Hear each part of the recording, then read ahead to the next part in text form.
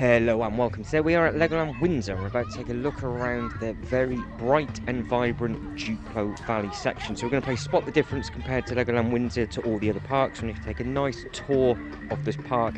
Not everything is open yet, only because the time of year. So as we come around, you'll see that on the left hand side they normally have like a big water drop tower and a lot of other little bits and pieces like that, basically all water related, and because of the month that this was filmed, none of that was open, it was just a little bit too fresh. So you can see on the left hand side you've got the new dino coaster, lovely and bright, and then on the right hand side you have the little helicopter ride. That's what all my people sit in, and it bounces up and down. I do my best to actually get the rides working so you can actually see what I'm talking about, but you can see this roller coaster here just to the left, really big and bright and vibrant. Now just behind that is actually the old Team Extreme ride, which again still was not open. So if you look carefully behind the actual dragon coaster, there are two water slides, and now the water slides used to come in and finish sort of to the left hand side of the Duplo Valley, because there used to be a golf course and everything up here. That's all been ripped out and then added in with all the new water sections, so it wouldn't surprise me, because I don't think the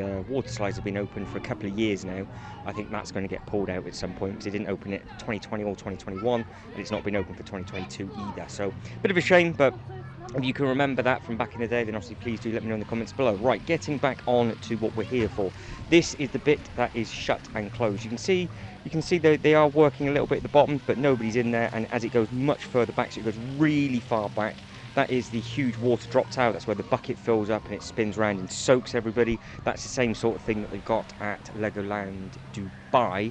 But the difference is with the Legoland Dubai is that their water section for the Duplo is under a completely separate ticket, where you don't need a separate ticket, I do believe, just to jump in and have a play with all the water, because it's not classed as a water park. So you've got the different bits and pieces there where you can get changed, you can go in, get yourself soaked, and then come back. And there is some areas further up which I couldn't walk up to because it was just shut and blocked off, where you can actually sit down on the grass and have a bit of a picnic area as well. So that is a really nice big open area, but it also gets extremely busy. Now to the right hand side where we've got this Duplo model here, that is one of their newer shops that they've just redone, and then to the left hand side just here you have one of the rides, which is just the little thing here that goes around on the track.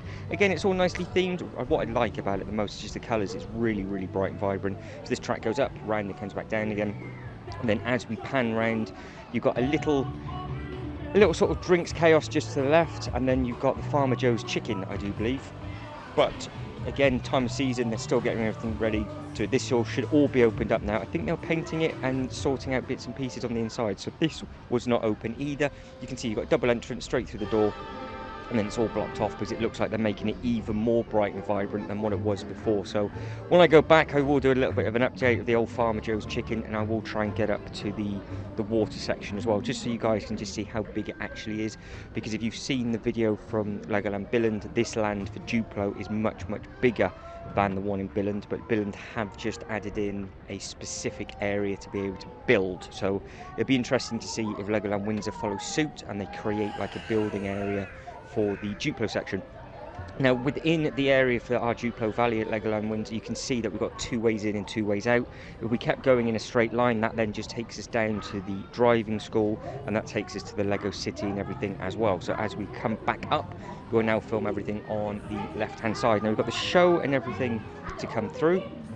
So this is always really popular, just because, you know, I guess it's perfect for the age demographic. So there's always people watching this show when it's on, and it's easy to find the timetable. You can see there it's the Duplo Valley Theatre, and then you've got the show times just underneath. So it's nice and simple. They run plenty of shows throughout the day, and it's obviously nice and popular with the little ones as well. But you can see there's not really a single seat in there, so that's always nice to see. Because the park itself, it was surprisingly busy for the time that I went, to be honest, and this was at the time where the opening hours weren't.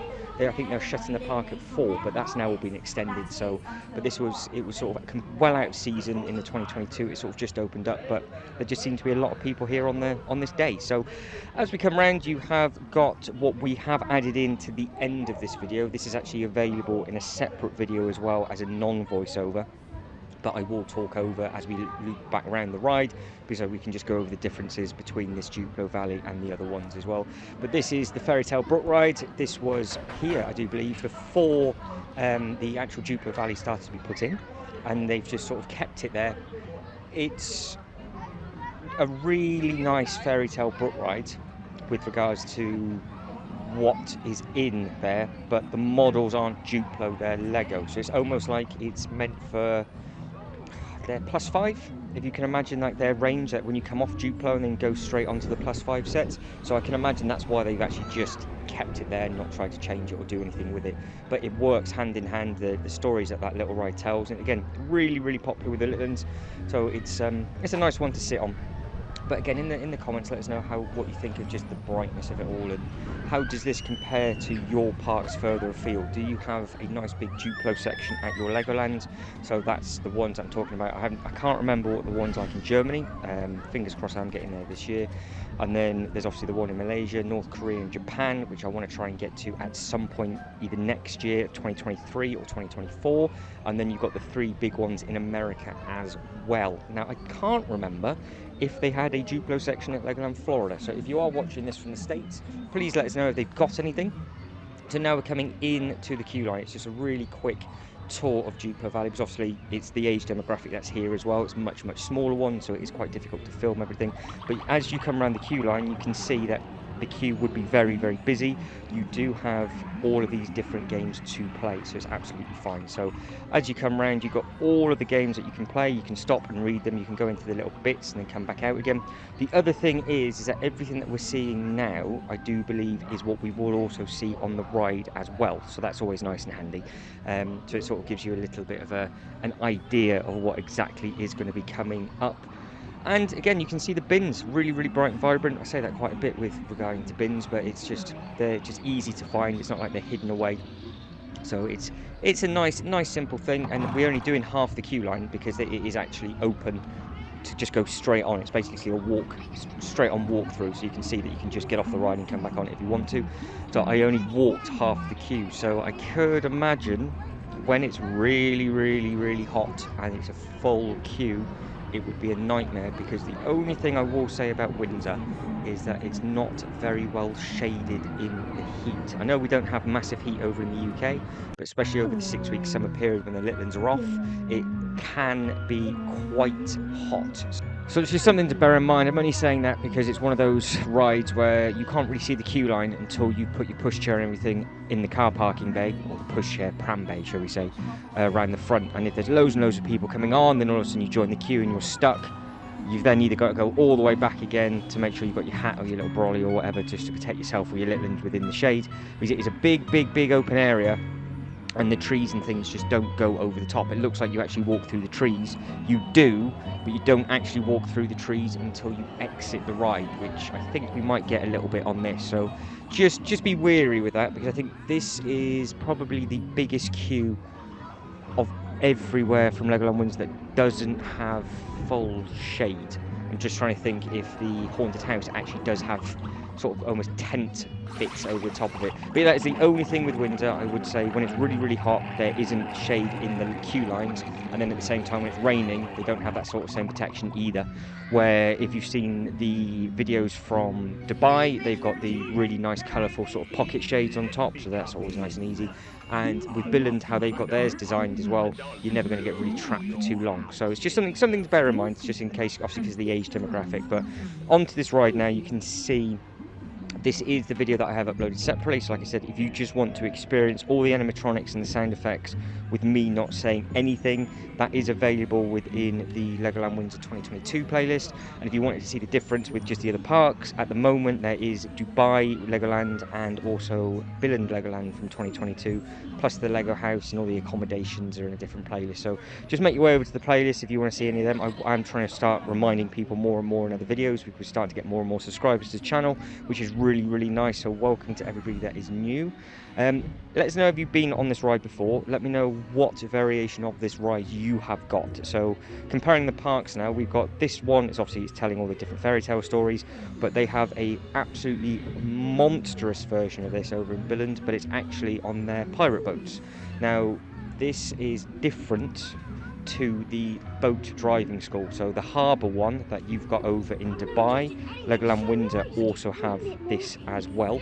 And I do believe they also have that over in Billund, because they've just added in all the new models, and that is the one where you physically got the steering wheel and you drive around. But the only ones that I've seen so far or experienced for these rides is the one in Billund, which is a completely different theming to this, and now the Fairy Tale Brook. I want to say there is one over in Florida, but I can't remember what story it tells on that. So if you are watching from further afield, and you can let people know in the comments below, please let everybody know. Use it as a sort of like a community space, so you can all help each other. So I don't think a lot of people realise how different some of the parks are. Some of the lands might be the same, but then they've got completely different rides in, and then all of a sudden they'll have this sort of ride with a completely different theming, and they've got hundreds of thousands of Lego bricks that are just completely different. And in the live that we did last night, we're having a really good conversation with regards to how the mini lands are completely different with regards to all the others. But I will save that conversation for the next massive mini land video that I will be uploading. Again, what is your favourite story with regards to this? What is your favourite model going through? I think probably the most impressive thing that we're about to see is the Aladdin Cave, because it's actually quite a lot to look at. Every time I go through it, you can never get it all with the camera, because it is literally on the right hand side, from literally wall to wall, corner to corner, it's full of models. The roof is also full of models, but then you've also got models left to right on the left hand side as well. So it's very much a case of I almost needed two GoPro cameras, one holding it on the left hand side and one holding it on the right hand side, just to make sure you catched everything. It's also really easy to miss the Aladdin up on the roof, because if you don't look up like I just did then, you wouldn't have even spotted that he was there, and there might have been another model on the other side that I missed, and then you've got all this sort of really nice water effect. So I think it's a really nice sort of calming ride, and it's just one of those that you can come on after lunch, or you could just do it and just take a load of photos with, and it's in the really basically perfect area, to be honest, with regards to the age demographic that this is meant for. But like I did say, the queue can be very, very long and can get very, very busy and hot, so just keep that in mind. Now I am starting to run out of time, so guys, if you can like and subscribe and all that good stuff, that would be absolutely fantastic. Hopefully you found it helpful with regards to what is actually in the Duplo Valley and how different it is compared to the other parks that you've seen, or the other parks that you've got, because I think the actual Duplo section over in Windsor has grown so quickly, so fast. It'll be really interesting to see what they then carry on doing with it, and if they do take out the old, it was the Team Extreme races, and then it was a different sort of like race rafter ride or whatever they ended up calling it, but they've actually ripped all the artwork off the front now, so it's not actually called anything. If that goes, it'll be very interesting if they're going to extend the Imagination Centre, or they're going to bring the Duplo section in, because it does take up quite a bit of square footage. I would personally love it if they created another walkthrough attraction like they've done for Mythica, and they just make one of those instead, where it's just full of models. They can bring back all the old golf course models, because there was loads of them, and then you can literally just walk around them and just take some photos of the models, and it's just an area that you can sit down and just sort of get away from the hustle and bustle. But that's my personal preference. Guys, you let me know what you would like to see adding there, and obviously everything else, and if this was helpful. But that is it. I have run out of time. So guys, as always, thank you very much for watching. You guys take care, and I'll catch you in the next one. Ta-da. Please stay seated until a cast member asks you to leave.